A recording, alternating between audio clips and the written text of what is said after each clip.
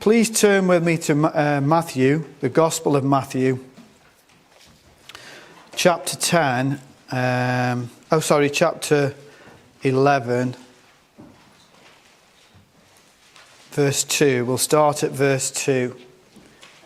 Now, I want to look this morning at the feeding of the 5,000. However, I've seen something this week that I have never seen before in my life. You read the word, you go out and you pray. I'm sure you're the same. I do it every week. I read the word and I go out and I pray. And I realise that the feeding of the 5,000 is sandwiched between two major events, two big things.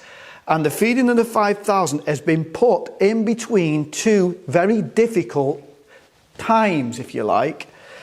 And when you understand that it's the only miracle in the Gospels that's in all four Gospels, this miracle is a miracle of great significance, not just for then, but for us today. And what I want to do is look at the feeding of the 5,000, if you like, from a prophetic point of view as to what it means to us today, okay? Now let me just explain. If you're now at Matthew chapter 11 verse 10, you will see that John the Baptist is in prison, okay? That's where we're going to pick up from. John the Baptist is in prison. Now, in Matthew chapter 24 verse 8, you don't need to turn there, Jesus promised that there would be a series of birth pangs that would lead us up to a difficult time before the Lord would return. And the thing that I've been thinking about an awful lot over this last few weeks and months is, what does the church do between the birth pangs?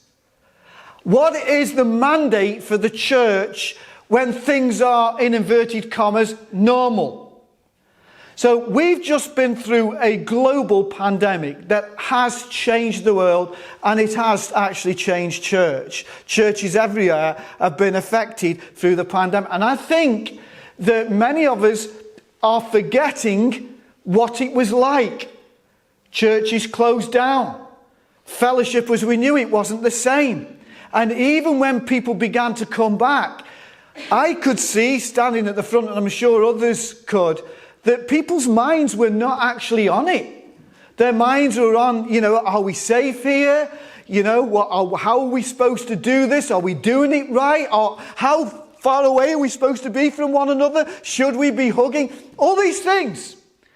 And what you find is, and I'm convinced that COVID, that global pestilence, was in fact a birth pang. It was a birth pang. It was global. When you're in a birth pang, you don't see clearly. What happens is confusion and fear begin to set in, and you don't see clearly. So it's really important that what happens between the birth pangs is that between them we see clearly. So let me explain so you know where we're going. On one side of the feeding of the 5,000 is the execution of John the Baptist. And when you read, as we will this morning, you read that Jesus was so motivated by what happened to John that he said to the disciples, "Come aside and rest for a while," because of the news of John. And so he went into a quiet place and he wanted to teach them. But he was interrupted by the multitudes. And so he had to feed the 5,000. On the other side of the feeding of the 5,000 is the storm that Jesus commanded his disciples to go into. Do you understand? So right in the middle, you've got the execution of John on one side, you've got the storm of the disciples on the other side, and right in the middle, Jesus says to his people, "I want you to come aside, to sit down, to rest, and to take in." You see? Now, I used to be quite into astronomy. These days, I haven't got time for it. But what they discovered in astronomy, there's certain scientists called theists. Theists are people that don't necessarily believe in the God of the Bible, but they do believe that there was a God that created everything. And these theists got together and they began to understand that the universe had been finely tuned for life. As I'm sure you're all aware of that. The universe is finely tuned for life. But this group of theists found that there was something else going on, not just that the universe was conducive for life, but that the very place where God had put the earth was conducive to observe the entire universe. And this was a breakthrough. And what they discovered is this, that the earth was actually positioned between two spiral arms.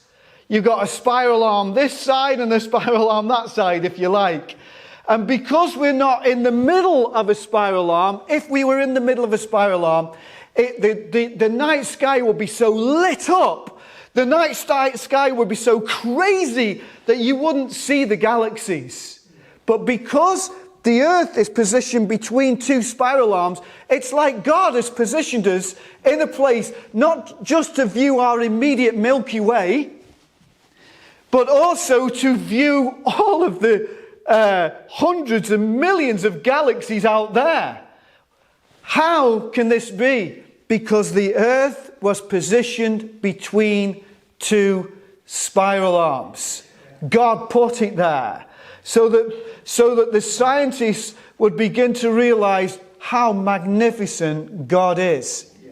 Now, what we're looking at this morning is, what do you do between the birth pangs?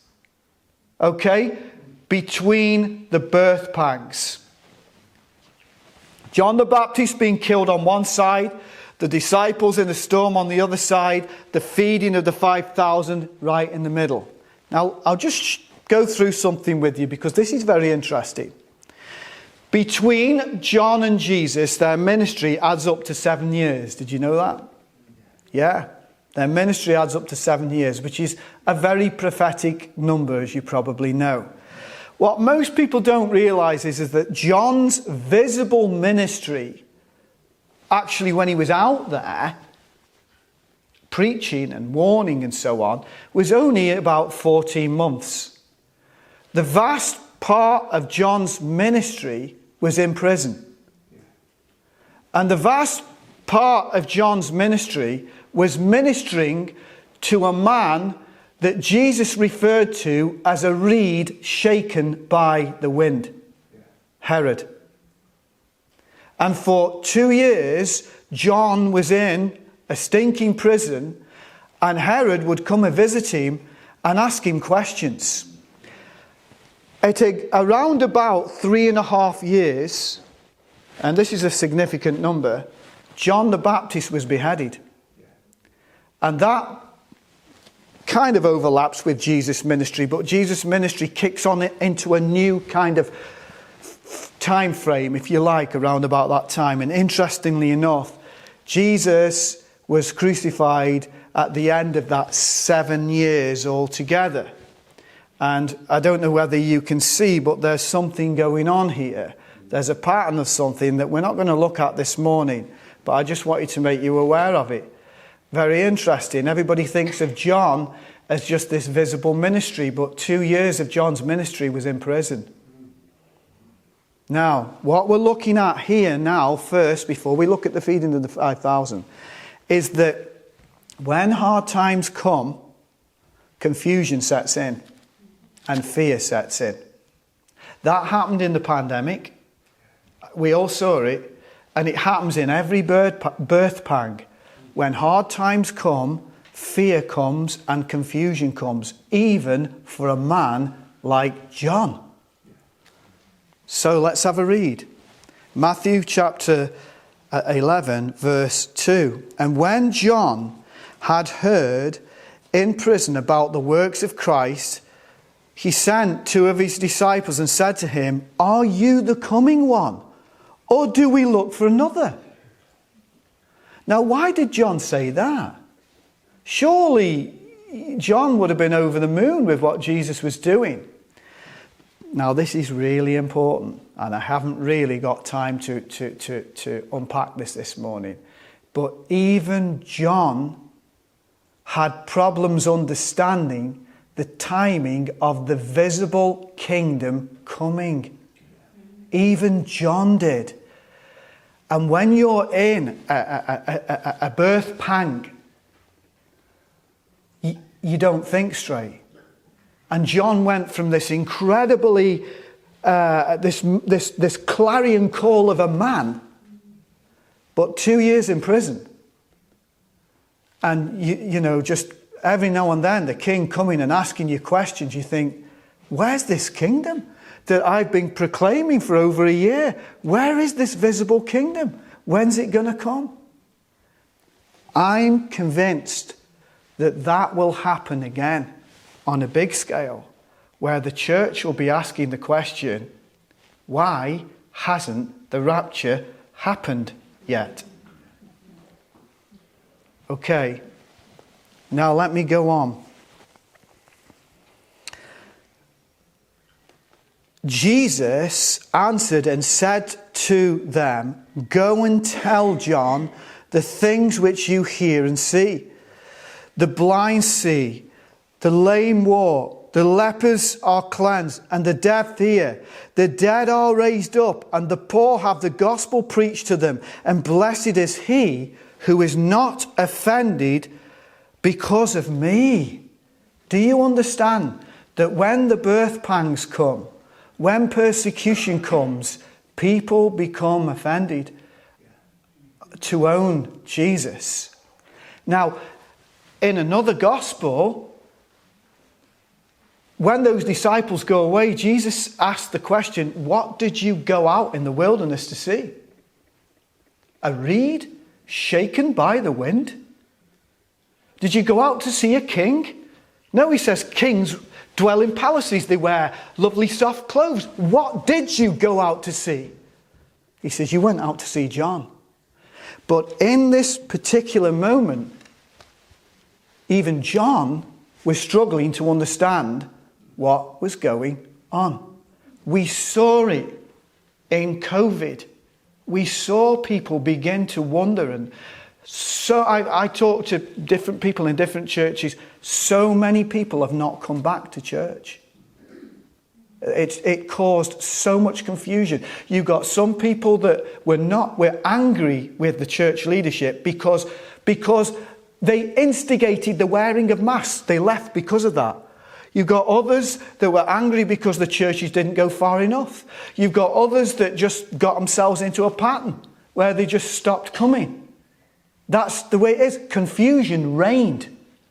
And when you're in a birth pang, confusion reigns. So, I hope this is coming over really clear. So, it's really important that between the birth pangs, there's absolute clarity. Because when the next one comes, you've got to know God. You have to know your God. Last week, what you heard from this pulpit was a very, very clear word. And that's what's needed between the birth pangs. A clear, clarion call. Because when the next one comes, confusion comes again. Okay. Now let's go on. Let's look at this a little bit more. Mark chapter 6. Mark chapter 6, verse 17.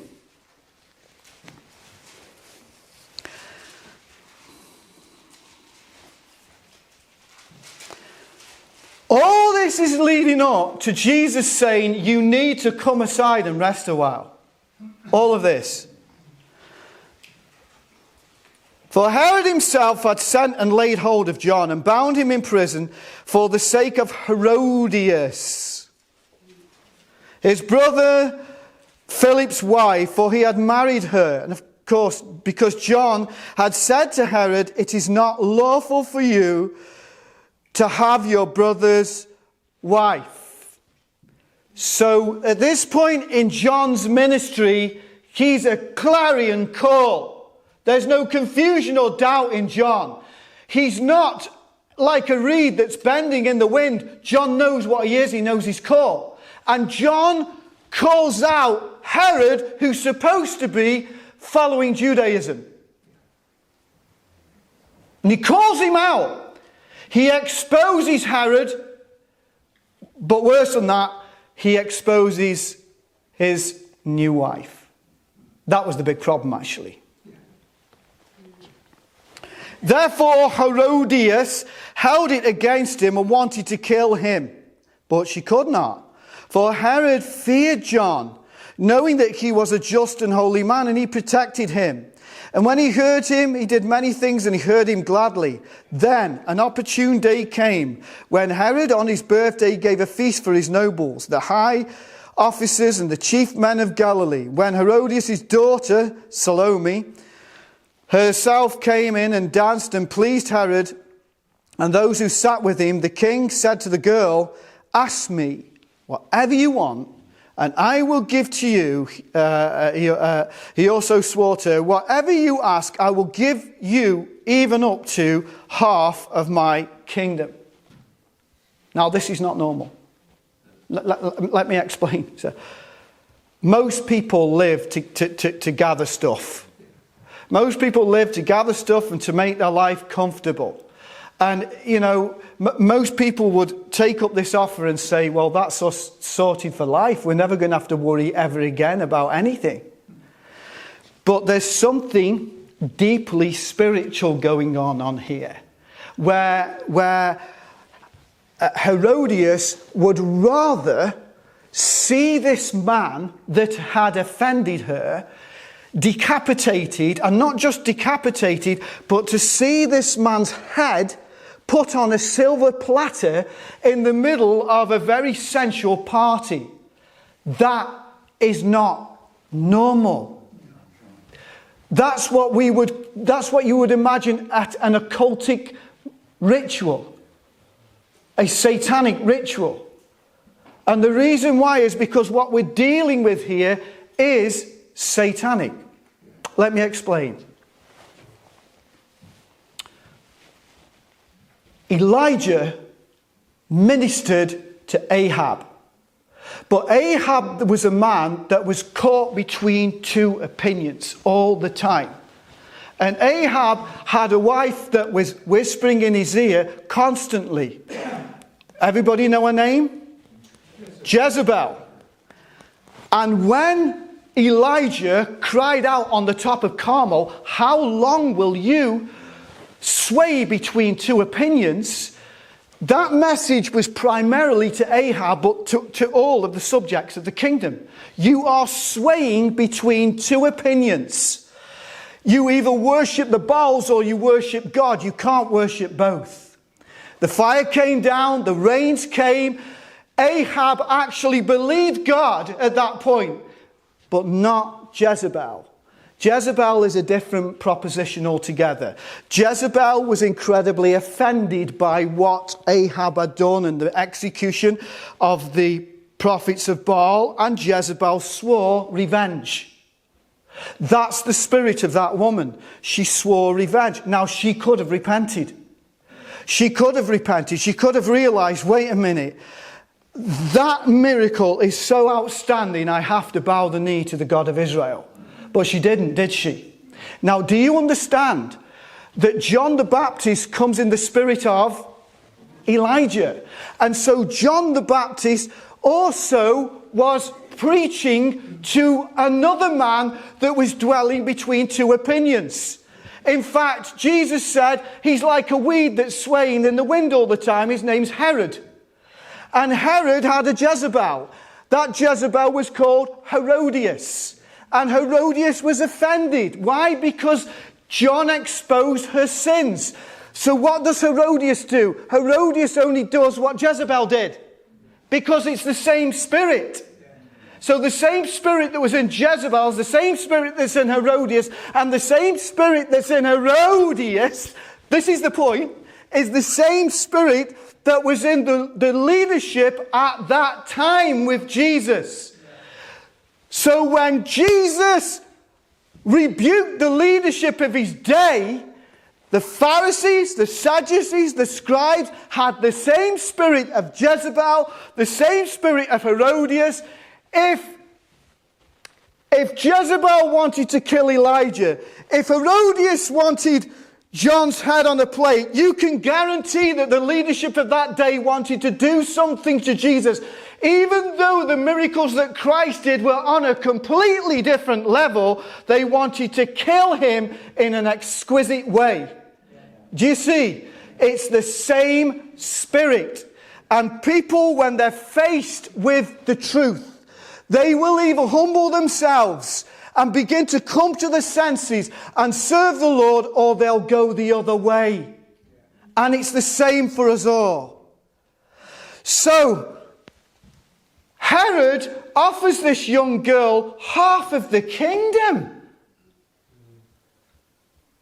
You're made for life. Cristiano Ronaldo was fined £1 million for not turning up to a football match, this last week. Folks, for most of us, if we were fined £1 million, we would never get out of that hole if we lived 1,000 lives. All she had to do is say, yeah, I accept that. But that's not what she wanted. She wanted John's head. Do you understand what's going on? During that last part of that 3.5 years, Herod is visiting John. Herodias knows about this. She knows that Herod keeps on going and asking John questions. What if Herod converts? And she's terrified of losing him. And so she has a plan. So she went out and she said to her mother, what shall I ask? And she said, the head of John the Baptist. And immediately she came in with haste to the king. This is the daughter, Salome. She came in with haste to the king. This is the young teenager. You imagine that? She could have had half the kingdom. Her mother says, I want the head of John the Baptist. And she goes in with haste. She's intentionally walking up to the king saying, I tell you what we want. We want John's head on a silver platter. That's what we want. And they both knew that Herod really respected John. And we know, because the book of Daniel tells us, that these things will happen on a much bigger scale. They will happen. And the whole world at the moment, and even the church, is swaying between two opinions. Ahab was between two opinions on Mount Carmel. Herod was between two opinions with John the Baptist. The Jewish leadership were between two opinions. What do? Do they go with the oral traditions that have been taught for centuries, or do they follow Yeshua? They were all caught between two opinions. And the king was exceedingly sorry. Yet because of the oaths and because of those who sat with him, he did not want to refuse it. And immediately the king sent out an executioner and commanded his head to be brought. And he went and beheaded him in prison. And he brought his head on a platter and he gave it to the girl, and the girl gave it to her mother. By the way, all these in history died a pretty horrible death. When his disciples heard of it, they came and took away his corpse. I wonder what happened to his head. I wonder what happened to John's head. But they took away his corpse and they laid it in a tomb.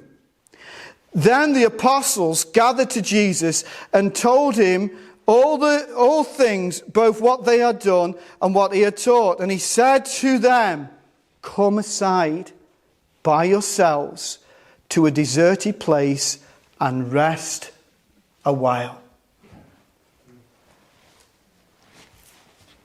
I remember when, more so with Josiah, our second, I can remember for some reason we'd gone to Tork, that shopping centre in Tork, and she started. Oh no, you started in the night, didn't you? She started with those birth pangs. in the night, just little things. But then when we got to the shopping centre in Tor, they were getting quite severe. But then you rest. But the next one's even worse, and it's even longer. But then you rest. Sometimes you go to hospital and the nurses will say, come back in 4 hours, and you rest. But once they start, there's no going back. Now here, do you understand how there is a prophetic implication going on here with John the Baptist? We see it in Revelation. Here we see terrible news. Jesus knew this was a flag. This marked almost the beginning of the end, if you like. And Jesus would most certainly have thought, what they did to John, they're going to do to me. He knew that. And he'd already began to put it into his disciples that to be persecuted was a blessed thing. We read about it in the Sermon on the Mount. But I'm convinced that he brought these disciples together to help them to rest, to sit them down, because it was crazy at that time. The ministry was crazy. To sit them down and to teach them the things which were to come. However, there's an interruption. And I believe the Lord's plans, immediate plans to sit down with his beloved disciples were interrupted because a third party comes on the scene.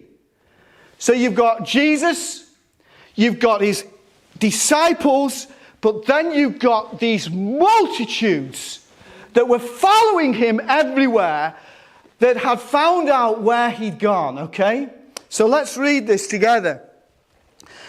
For there were many coming and going, and they did not even have time to eat. Verse 32. So they departed to a desert place in the boat by themselves. But the multitude saw them and them departing, and many knew him and ran there on foot from all the cities.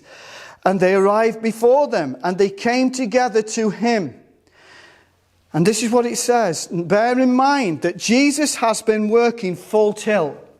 Really has been working full tilt. When he hears the news about John, he needs a break. He needs to rest and contemplate the future. And I am absolutely convinced that he wanted to sit his disciples down and say, this is what's going to happen to me, and this is what's going to happen to anybody that follows me. I'm convinced that was what he wanted to tell them, but he was interrupted. And I can prove that to you in Scripture later. And Jesus, when he came out, he saw a great multitude, and he was moved with compassion. This, to me, is what sets our Lord apart from anybody.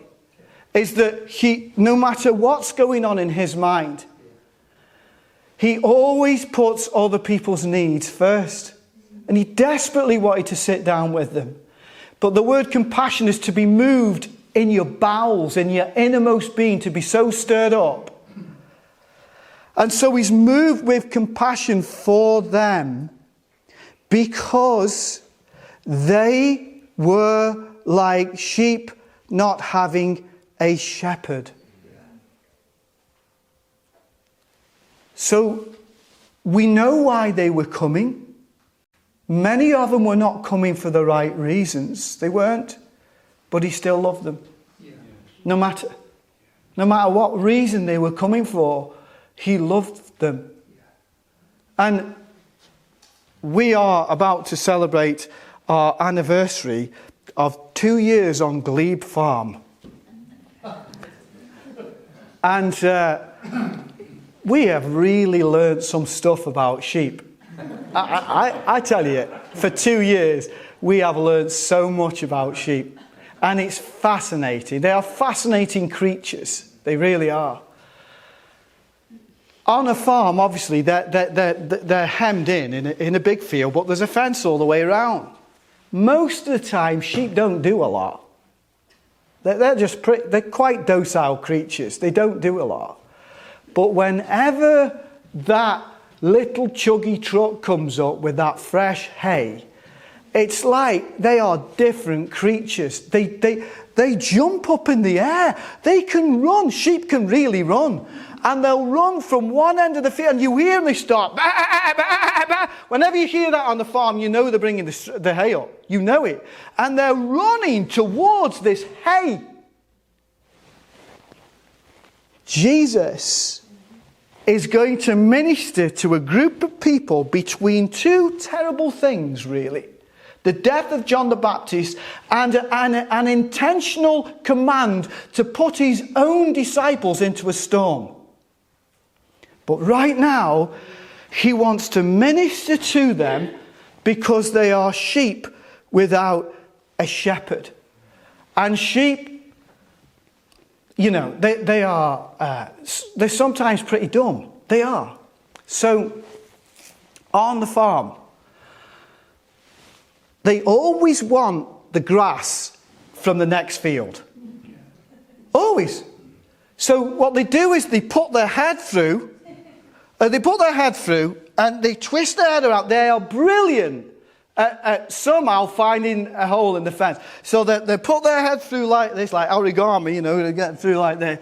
And they're munching away, but they can't get back. They have no clue as to how to get back. And Libby was telling me the other day, one of them had got their head through, was munching the grass in the other field, and had got the leg stuck. And all night, that sheep had been fighting and fighting and fighting, and it had broken its leg right at the top. I said, "Oh, where is it now?" She says, "It's in the freezer." But constantly, won't you, man? Constantly, the sheep have got their heads through and they can't get back. They're causing damage. And sometimes they'll let you hold the head and turn the head and push them back through. Sometimes they will. But that's sheep. And that's how Jesus sees us. He knows that actually we're pretty daft at times. We think we know what we want, but I don't think we do. And I think Jesus knows. He knows what's best for us. We think we know what's best for us, but I don't think we do. And we get ourselves into all sorts of messes. And he sees that they're like sheep without a shepherd. So he began to teach them many things. Now we'll look at Luke's version of this, and it tells you, and it's so beautiful. It tells you that he's not just teaching them. In Luke's version, you realize that he is meeting their immediate needs. He's healing them. He's healing them. And we know Jesus tells us that these signs will follow those that believe. In other words, whenever the gospel is preached, whenever the 5 loaves and the 2 fish of the gospel are given, signs and wonders will follow. And what you see in this here is that Jesus isn't just teaching them, he is meeting their immediate needs. Isn't that beautiful? So his disciples came to him and said, "This is a deserted place, and already the hour is late. Send them away, that they may go into the surrounding country and villages and buy themselves bread, for they have nothing to eat." So we'd already met needs of people that had got all sorts of problems. But now, clearly, they're very, very hungry. Verse 37, "So he answered and said to them, 'You give them something to eat.'" Now, can you remember the first time that the Holy Spirit impressed that upon you? That the church is commissioned by Jesus to feed other people. That he's going to be with us in it, but he is commanding us to feed other people. You give them something to eat. I can remember the first time that dawned on me. And I can remember my old pastor, Alec. And when I was a young Christian, this was before the internet. Okay. So things were a lot simpler. The internet's brilliant, and I'm sure the Apostle Paul would use the internet. But things were a lot simpler. And my pastor used to keep coming to me and saying, you might like to listen to this. And he'd pass me a tape, and I'd listen to it, and I'd be thinking, wow. Then a couple of weeks later, you might like to listen to this. A different preacher, but the same message. A few weeks later, he'd come with another tape. You might like to listen to this. I can remember when I was a scrawny little teenager that cared less about anything. I was sitting there watching the Gogglebox, and my grandma was standing behind me, and she dropped a book into my lap. And she says, you might like to read this. And it was a book on Auschwitz. Auschwitz. I wasn't saved. I was nowhere near saved. But I read the book. And I thought, why is she giving me that book? You might want to listen to this. You might want to listen to this. And all of these tapes were by different preachers, but the message was the same. The message was the same. The bread that the young boy bought, the 5 loaves and the 2 fish, were multiplied to feed thousands. Yes. But it was the same loaves and it was the same fish. Yeah. That's the key. Yeah. That is the key.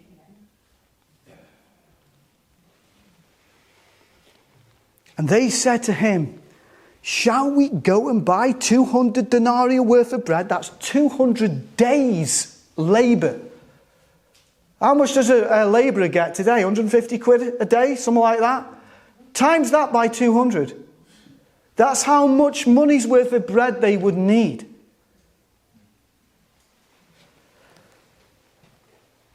Verse 38. But he said to them, how many loaves do you have? Go and see. What have you got? What have you got? Church, right now, we are in between the birth pangs. We're in a place of clarity. We haven't got fear and funny rumours and strange things going on. We're in a place of clarity. And I'm convinced that the Lord is asking you, what have you got? What have you got? What have you learnt? What are you able to give to me that I can give to others? What have you got? Whatever you've got, I can multiply. I'm not talking about money here, folks. I know some people have used this for money. This has got absolutely nothing to do with money. This is about the Word of God and what God has put in your heart. What have you got? Because whatever you've got, if you give it to me, I will multiply it and feed thousands. Do you believe that? Some of you do. Some of you are not sure. I'm telling you, this is the heart of Jesus. This is the heart of Jesus. What have you got? What are you willing to do? What are you willing to do with what God has given you? In this time of clarity, how many loaves have you got? Go and see. And when they found out, they said, 5 loaves and 2 fish. Listen, I've said this so many times. Start with the gospel. Start with the gospel. The gospel is the starting point of everything. And if the only thing that you ever know is the gospel and you are readily available for Jesus, Jesus can do wonders in your life. But we limit him and we allow things to get into our lives and confuse stuff. But our Lord is the Lord of the harvest. And he said to those, his disciples, he says, if you seek first the kingdom and his righteousness, all of the other things that you need will be given to you. What have you got? What have you got? Then he commanded them and he meant to make them all sit down on the green grass. Isn't that beautiful that that's even included? That the grass was green. How lovely. I love green grass. I like going to Lake Windermere when sometimes they have bands on and they've got lovely green grass on the other side of the lake, and you sit down there, everybody's just sitting around on these slopey things, they're just chilling out and enjoying themselves. Beautiful green grass. And so he sat them down in ranks of hundreds and fifties, and there's something in this. There's something in this for the future. You see, friends, we are between the birth pangs. And while we're between the birth pangs, there has to be clarity. Because once we go into the next one, confusion and fear reign again. While we're here, things must be clear. And he sits them down. So many Christians are rushing around, so busy with stuff. He says, sit down. And sit down with that group. Stop what you're doing. I want to do something in your life. And so he sits them down.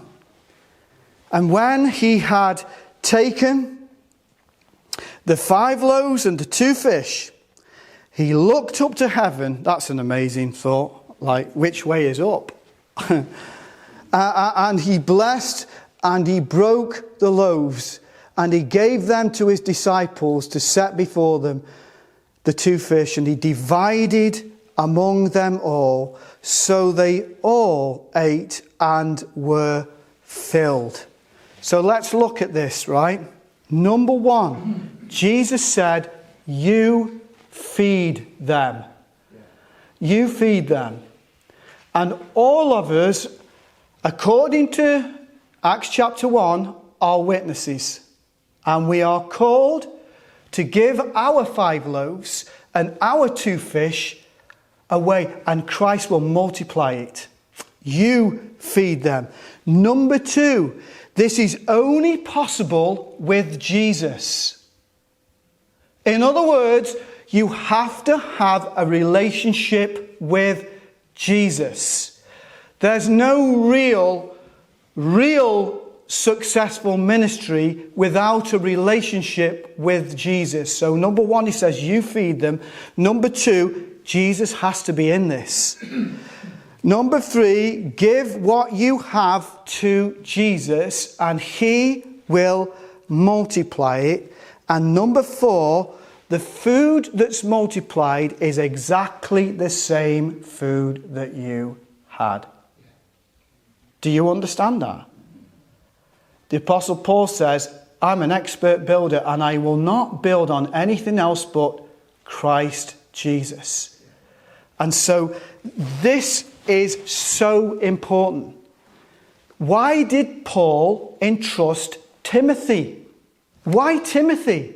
Because he knew that Timothy was going to give out exactly the same bread that Paul had given him. And Paul knew that he had got that bread from Jesus. I wondered for a long time. In fact, I asked Ali 2 years ago on the phone. I said, thank you for taking a risk on me. And he said, I didn't take a risk on you. And he never explained what he meant by that. But now I'm beginning to understand it. You see, all that time, he'd been giving me bread. You might want to listen to this. You might want to listen to this. You might want to listen to this. By the time I got up and started to preach, I was preaching the same that my pastor was preaching, and his pastor before him, and his pastor before him. It's the same loaves, and it's the same fish. Yes. Thank you, Lord. And then we go into the storm. Immediately he made his disciples get into the boat. And you're going to see, because we'll look at this next week, there was confusion in the boat. Does everybody get this? I know sometimes I oversimplify things. But with a man that was unshakable, in his time of trial, there was confusion. The disciples were unshakable. Who do men say that I am? You know, oh, you're the Christ, the Son of the living God. But in the storm, there's confusion. So what happens between the storms we tend to just relax and think, well, we'll just wait around for the next thing to happen. But now is the day of activity. Work while there's light. Work now. Don't wait for the next birth pang or the next storm. Work now. Okay, let's move on. Luke chapter 9. Luke chapter 9. I just want to show you this from a different angle so you can see it again. Luke chapter 9, verse 9. Herod said, John I have beheaded, but who is this of whom I hear such things? He was so paranoid and confused, he thought that Jesus was John the Baptist resurrected. Come back. So we sought to see him, and the apostles, when they had returned, took him and all that he had done. And then he took them and went aside privately to a deserted place belonging to the city of Bethesda. But when the multitudes knew it, they followed him, and he received them and spoke about the kingdom of God and healed those who had need of healings. Please notice this. The big peripheral, the large group, I'm not talking about the disciples now, I'm talking about the thousands of hanger-oners. The hanger-oners, he met their needs. He met their needs. But later on, he's going to challenge them about this. When the day began to wear away, the 12 came and said to him, send the multitude away that they may go into the surrounding towns and countries and lodge and get their provisions. For we are in a deserted place. But he said to them, you give them something to eat. And they said, we have no more than 5 loaves and 2 fish, unless we go and buy food for all these people. For there were about 5,000 men. That's just the men. Then he said to his disciples, make them sit down in groups of 50. And so they did so, and he made them all sit down. Then he took the 5 loaves and the 2 fish, and looking up to heaven, he blessed and broke it, and he gave it to the disciples and set it before the multitude. This is how it works. This is how it works today. I can remember my pastor coming to me with a tape. He says, you might want to listen to this tape. It was called The Bible Doctrine of the Lamb. How many times did I listen to that tape? Because I used to drive from job to job, I'd have these teachings on all the time. The Bible Doctrine of the Lamb. Another week he'd come with another tape called 10 Shekels and a Shirt. Some of you may have heard that teaching. My goodness me, these came out at the time of Toronto. At the time of Toronto, everybody, all the sheep were trying to get through the fence and eat some of that Toronto grass. And they were getting their heads stuck and they were getting their legs broken. And a group of pastors shepherds began to realize we've got to guard our sheep against heresy and against wolves. So they began to circulate tapes like 10 Shekels and a Shirt. And we devoured them. I remember my pastor giving me a tape called Yet Greater Abominations and These Will You See in the House of the Lord. And the preacher cried as he gave that message about what was happening at that time. And there was such a falling away. The sheep were scattered around about the time of Toronto and Pensacola and Lakeland, and many have never come back. Never come back. And my pastor kept coming and giving me more tapes. You might want to listen to this. The reproach of the solemn assembly. Yeah. Some of you have heard that message. Oh my Lord. Anointed men of God weeping at the state of the church. You might want to hear this, he said. Hell's best kept secret. Who's heard that? Yeah. About evangelism, about biblical evangelism. David Wilkerson had that man flown halfway across the world to bring that message to Times Square. Hell's best kept secret. Because these men were weeping over the sheep that were trying to get their heads through and get a piece of that Toronto. And you might want to listen to this, the normal Christian birth. Oh, I loved those messages. I loved them. And do you know what happens? You take in, you imbibe into you those 5 loaves and 2 fish, and Jesus begins to multiply them. And the shepherd over you can trust you because he knows that what you're bringing is what he brought. And there's a trust, there's a unity, there's a way forwards. That's how it is. And that's how it was before Toronto in the Assemblies of God. Before Toronto, when the pastors had this synchronicity, they were preaching more or less the same thing. Yes, there's always going to be a few things, but nothing major. The message was clear.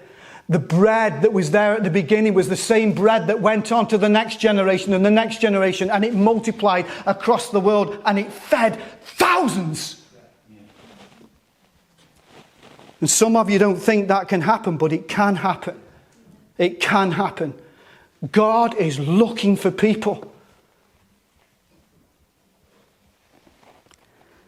And so it says he broke it and he blessed it and he gave it to the disciples and before the multitude. Verse 17, so they all ate and were filled, and 12 baskets of leftover fragments were taken up by them. It's like when we have these things in the back room.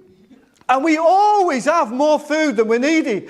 And you get people just carrying bags back home, don't you?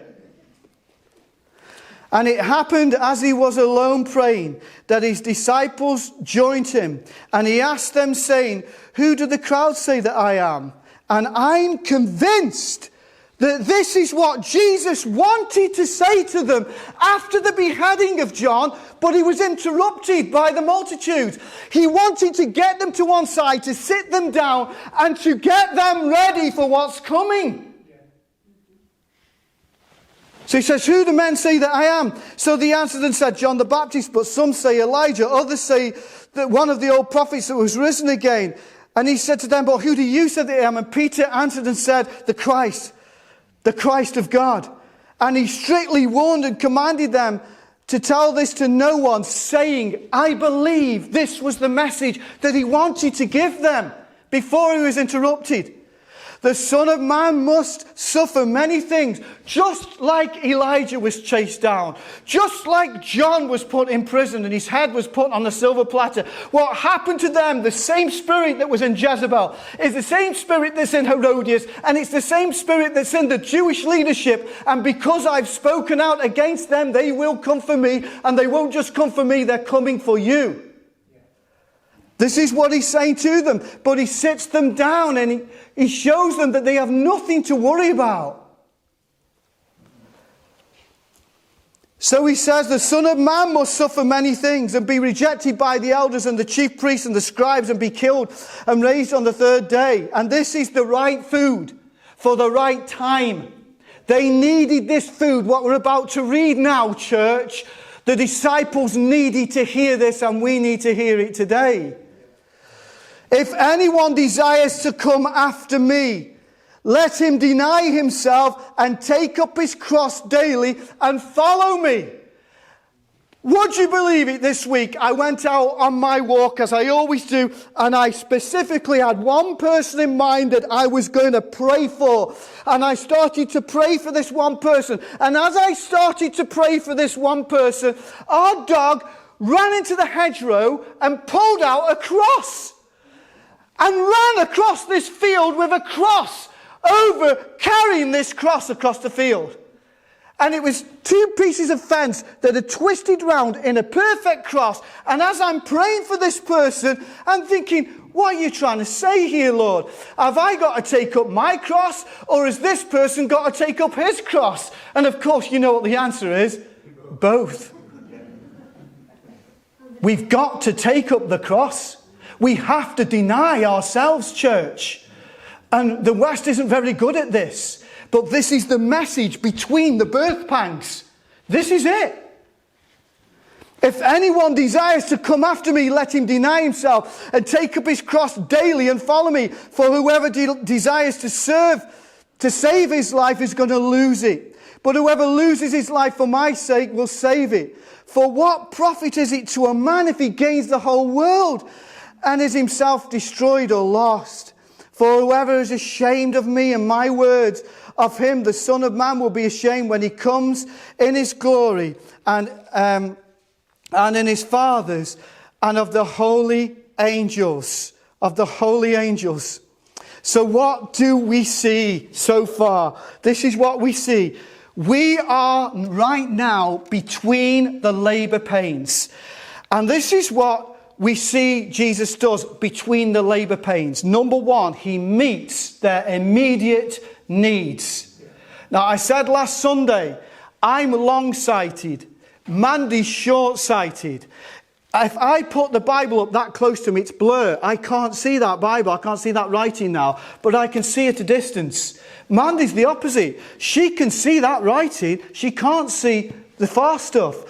What we see with Jesus is that he meets the immediate needs of the hour as well as the long-term needs that are absolutely essential. He meets them both. Both. So he met their immediate needs, which were food, healing, teaching, getting them to prepare for persecution before the storm comes. Okay, we're nearly done. Have a look at John chapter 6. John chapter 6, verse 13. So you've got three groups of people. You've got Jesus, his disciples, and the hangers-on. And the Lord meets our immediate needs. But we can't allow the blessing of those immediate needs to become what life is all about. We cannot. I promise you before God in heaven, when Mandy was 18 years of age, my goodness me, she got blokes queuing up for her. And I was told that. I was told that by a best friend. I thought, I don't stand a chance with this woman. And when I realised that actually I was going to marry her, I prayed to God, do not let this woman become more important to me than you. And then the Lord gave us 2 children. And I prayed the same prayer. And I can promise you, friends, listen. The Lord will give you he will meet your needs. Not all of them, but he will meet your needs. But you can't allow those needs to become more important than the bread of life. Amen. That's right. Amen. That goes for us all. So it says here in verse 13, therefore they gathered them up and filled 12 baskets with the fragments of the 5 barley loaves which were left over by those who had eaten. Then those men which they had seen the sign that Jesus did said, this truly is the prophet who is to come into the world. Therefore, when Jesus perceived that they were about to come and take him by force and make him king there and then, that was John's problem. Now it's their problem. He departed again to a mountain by themselves. Now fast forward to verse 26. Jesus answered and said to them, I say to you, you seek me not because you saw the signs, but because you ate the loaves and were filled. Because I've met your short-term need, you're seeking me. That's what he's saying. He says, do not labour for the food that perishes. In other words, I will meet your short-term needs, but don't stop there. Don't labour for the temporal stuff, but for the food that endures to what? This is the long-term vision. The long-term vision is eternal life. Short-term, long-term. And the long-term will always override the short-term in the end. So you can have your... And by the way, this is not a thing, what Mick said earlier on at all. But you can have as many food banks you want. But if you're not giving people the long-term gospel, they need the short-term and the long-term. They need both. And they said to him, what shall we do that we may work the works of God? And Jesus answered and said to them, this is the work of God, that you believe in him whom he sent. Therefore they said to him, what sign will you perform then, that we may see it and believe you? What work will you do? Our fathers ate the manna in the desert. As it is written, he gave them bread from heaven. Then Jesus said to them, most assuredly I say to you, Moses did not give you the bread from heaven, but my Father gives you the true bread from heaven. For the bread of God is he who comes down from heaven and gives his life to the world. And they said to him, Lord, give us this bread always. They thought they understood the message. But Jesus goes on in John chapter 6 and explains, you still don't understand. They're saying, Lord, give us this bread always. And he goes on to say, unless you eat of my flesh and drink of my blood. And he says, my words are spirit. I'm not talking physically here now. I'm talking spiritually. Unless I am your everything, you can have no part in me. Let me tell you very quickly. I'll tell you, and I include myself in this, I promise you. Sheep don't know what they want. Lord, give us this bread always. They don't know what they want. We used to have a Mazda Bongo, a little day van with a pop-up top. There was just enough room in there that you were like, it was a very, very small camper van. That's what we started with. And we were on Fort William car park, and this massive, great big designer motorhome pulls up next to us, hundreds of £1,000s worth of kit. And we got talking to the two people in there. Really nice. And they said, come in and have a look. Because people always want to, come in and look at compared to what you've got. So we went in and we sat around the table. And the guy, he was a very short guy, wasn't he? And he began to explain to us that he'd had this enormous motorhome. It was bespoke. It was designed from the ground up. It wasn't a model. Like you go through the pamphlets and you pick a particular model. No. Every single aspect of that motorhome, they had personally designed themselves. So we sat in this motorhome with them around this table, and for the next hour, they told us about the things that they designed and all this, and we're thinking, wow, drawers that do this and don't clatter shut and all these things. And then over the period of the hour, they began to say, but that didn't work right. And we're not happy about that. And we're not happy about that at the back. And we've got this tandem bike and it doesn't quite fit in the way that we thought. And I'm thinking, we got out the van, we went back to our little van and thought, they designed the blinking thing. And they're actually complaining about their own design. Lord, give us this bread always. Jesus says, you don't know what you're asking. What I want you to grasp is this. I will meet your short-term needs. Not all of them, but I will meet your short-term needs. But I am the bread of life. It's me. And unless I am your everything, you can have no part in me. You go over to the next page and it says that they're offended by these words and they start to leave him. Now this is really important. I know this is going on a bit, but please don't listen very carefully. The next falling away that's coming isn't even a falling away because of persecution. It's a falling away coming because the word is too hard to accept. That's what this is. This wasn't a persecution. Jesus deliberately thinned these people down. Gideon's army was 32,000 strong. And Jesus teaches them something that they are not willing to take, and they all go. And in John chapter 6, it says, verse 66, interesting verse, John 6 verse 66, from that time many of his disciples went back and walked with him no more. And Jesus said to them, do you also want to go away? So does everybody understand? These people were only following him because their needs had been met. And when he explained to them, you have to follow me through thick and thin. I am the bread of life. They went.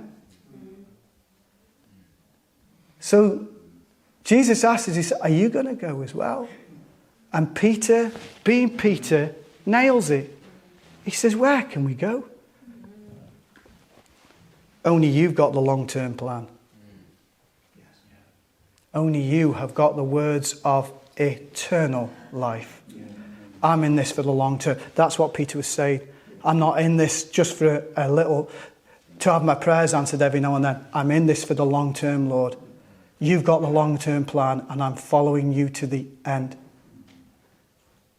Now then, one more scripture and we are done this morning. And it's only basically half of a verse.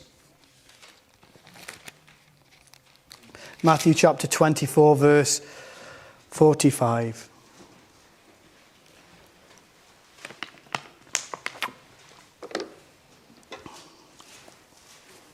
What do you do between the birth pangs? What does the church do between the birth? Because when the birth pangs come, fear and confusion set in. What is the clarion call? What is it that Jesus is teaching his people now, in this hour, now?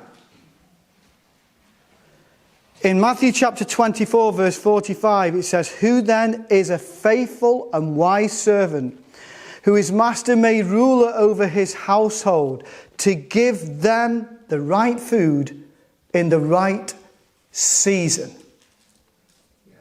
Okay. This is what the conclusion is. Number one, right now, we are between the birth pangs. And we need clarity. Clarity. Number two, we must work while there's light. God is not saying to you, start cracking on when things start getting hard again. Now is the time to work, church. Number three, we must see both the short-term and the long-term needs of people. We heard about it this morning. Hopefully, we're going to have a warm room set up for winter.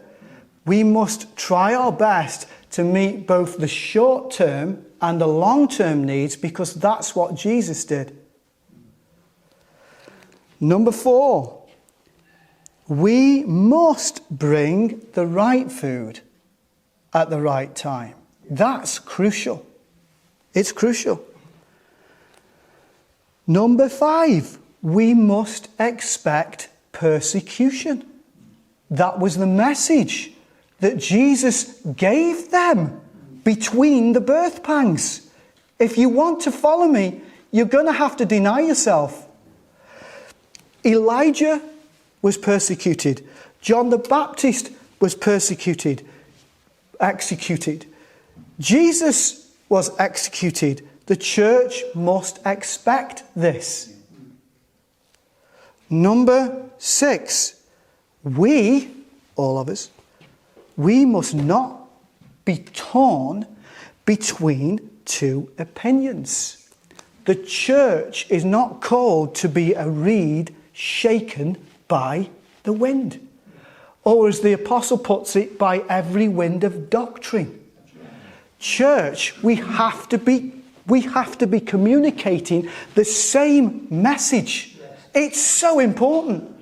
We have to be giving out the same barley loaves and the same fish, because where there's unity, God will command the blessing. Where people can see these people, they've got it together. That doesn't mean that we're not robots, folks. We're not robots. But on the main doctrinal things, yes, has to be. And God will have his blessing upon it. And people will see it. And they'll know you're Christians. We're not called to be of two opinions. We've got to stop it and make up your mind. I'm going to serve the Lord.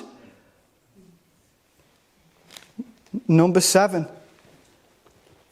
We must keep our hands on the plough and serve God and his people.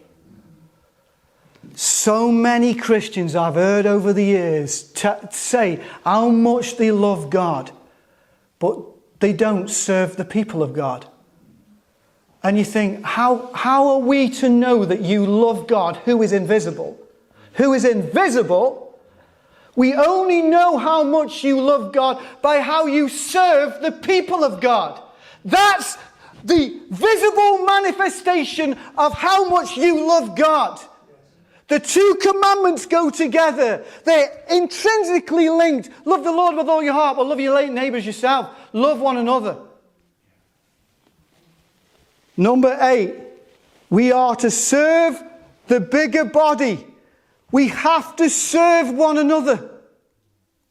And we have to understand that there is also a bigger body. There's a global body. And he said to them, sit down in groups, in 50s and in hundreds. And he sat them down for fellowship, rest, refreshing, koinonia. He sat them down for food. He sat them down for healing, restoration. He sat them down to teach. And he did all this to get them ready for the next birth pang.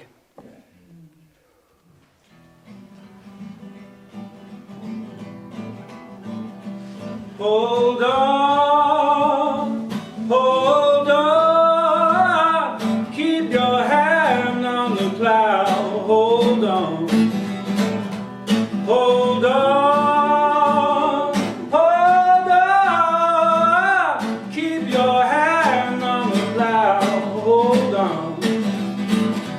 Hear the voice of Jesus say, come unto me, I am the way. Keep your hand on the plow, hold on. Though my way be dark as night, know the Lord will be my light. Keep your hand on the plow, hold on. Hold on, hold on. Keep your hand on the plow, hold on. When I get to heaven, gonna sing and shout. Be nobody there to put me out. Keep your hand on the plow, hold on. No, my rope gonna fit me well. Tried it on at the gates of hell. Keep your hand on the plow.